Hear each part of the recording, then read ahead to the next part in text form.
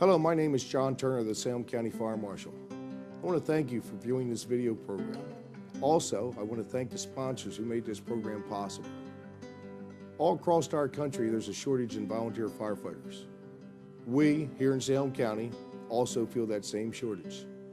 It's urgent that residents step forward to serve their communities as volunteer firefighters. If you feel an interest in becoming a volunteer firefighter, I would encourage you to stop by your local firehouse and let any of the members give you a tour, as well as answer any questions that you may have. Again, I would like to thank you for watching this video. With your help, together we can keep our community safe. See you at the firehouse.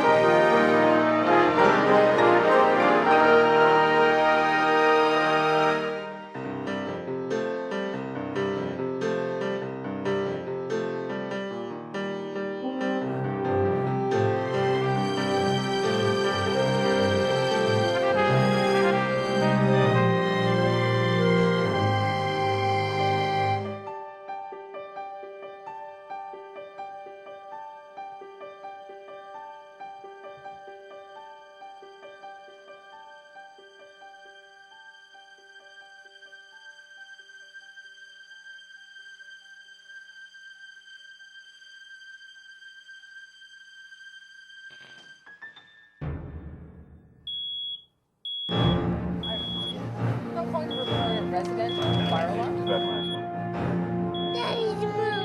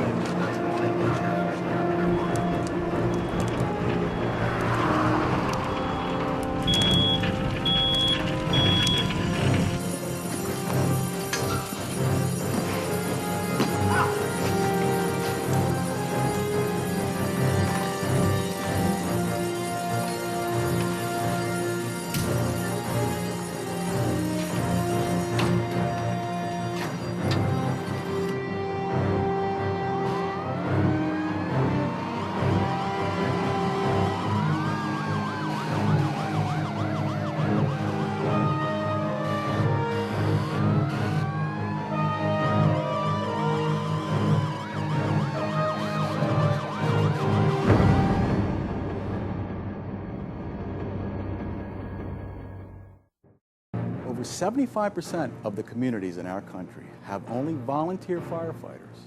In 2005, there were more than 1,600,000 fires in the U.S. Of these, more than 390,000 were on residential properties. Also, in the year 2005, there were approximately 1,136,000 firefighters in the United States. And out of that, 823,000 were volunteers. Now, as impressive as that is, 823,000 men and women committed to serving their communities as firefighters. In 1983, the United States had a total of over 884,000 volunteer firefighters. That's a decrease in volunteer firefighters of over 63,000. However, the real problem is that since 1983, there have been over 34 million new homes built in the United States. So as more and more homes and commercial structures are built, you would expect that the services needed to protect those properties, our properties, would be increasing as well, but they're not. Our community fire companies find themselves with fewer and fewer volunteer members, and this is a serious issue for all of us. Manpower issues. Yeah, there are some manpower issues, and I don't really call them manpower issues, I call it depth. When we respond to a fire, any type of emergency, you want some depth. You want a manpower pool. There's many things that goes on at a fire scene. You have traffic control, you have firefighters that are entry firefighters, you need 2 teams, you need drivers, you need actually people to, if there's a helicopter landing, to mind the helicopter landing zone, assist, and if there's any type of casualties. And let me tell you, it's pretty tough. I mean, I'm an older guy, and let me tell you, it takes its toll on you once in a while, you know, and sometimes it does break your heart. But if there's a chance somebody needs to come out and help us, we would sure appreciate it, because especially on the daytime hours when, of course, you know, everybody has to work, when they have children to take care of and so forth. But if there's some people out there that are free and want to help and provide a good community service, we would really welcome you with open arms. Across the country, the need of volunteers to serve their communities has never been higher. This is especially true in the rural areas, where they have seen the most dramatic drop in volunteer firefighters.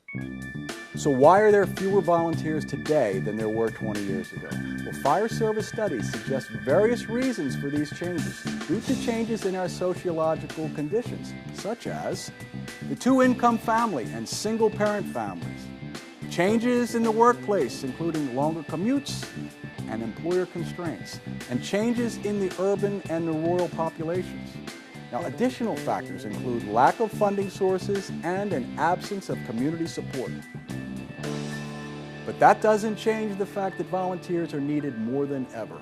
With new homes, housing developments, and commercial buildings being built every day, it's critical that individuals step forward to serve their community, their friends, and even their own family as a volunteer firefighter. So who volunteers to be a firefighter? Men and women who are retired and have extra time. Men and women who have full-time jobs and can only respond at nights or weekends. Men and women who are self-employed and have flexibility in the amount of time they can commit and the times in which they can respond. Young men and women who are students and want a chance to make a difference while they learn about firefighting. Anybody can be a volunteer. The fire company organization requires many facets to exist. It's like a family. It's a living and breathing thing. Not only do you need the men and women who put on the turnout gear and get on the truck and go to a fire and do that job, the labor end of things, you also need the organizational structure here at the house that supports the physical parts of the job. And it doesn't matter if someone's physically capable of doing this part of the job or wants to do that part of the job. We need people that can run the business side of things, because it has to be run like a business. You have a secretary and treasurers and the president and the vice president and the house trustees who have to.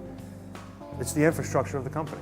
It's not just what you see on the trucks on the street, the younger guys and the younger gals who are doing that physical part of the job, but there's also the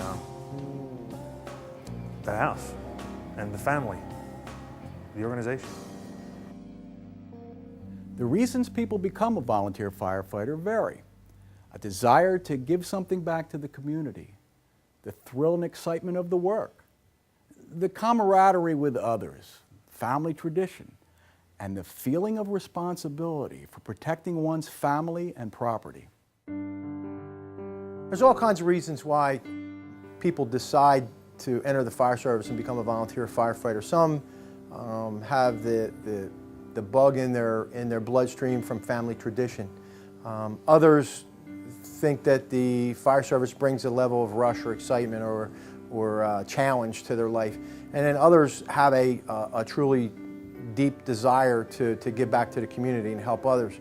And I recall as a small child watching firefighters come to the school on Fire Prevention Week, kind of you know, started my interest in the fire service. And in growing up, we often saw TV shows about the fire department in New York and the firefighters in New York, and they kind of set the standard with fire service. And it's an interesting twist.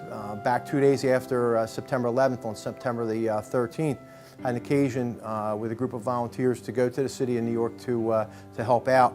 And near the end of our shift, we were at a staging area at the Staten Island Ferry Terminal. We saw a bus pull up, and out of that bus came about 30 or 35 firefighters from the fire department in New York, all dust covered, looked like they'd been working all day. And the vast majority of them passed by us sitting on a park bench, and two of them stopped.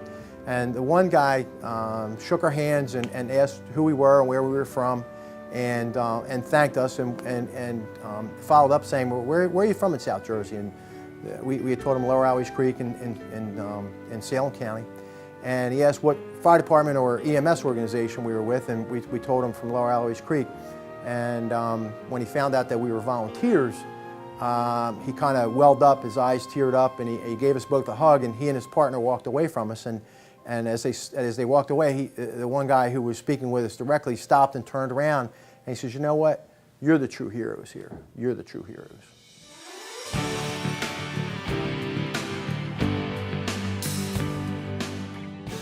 Benjamin Franklin organized the nation's first volunteer fire company in 1736, and for over 270 years, everyday people have become everyday heroes. With personal courage, compassion for others in need, and an unselfish commitment to their families, their neighbors, and their community, volunteer firefighters make a difference every time they're called. Won't you make a difference too? Become a volunteer firefighter. It's important to all of us.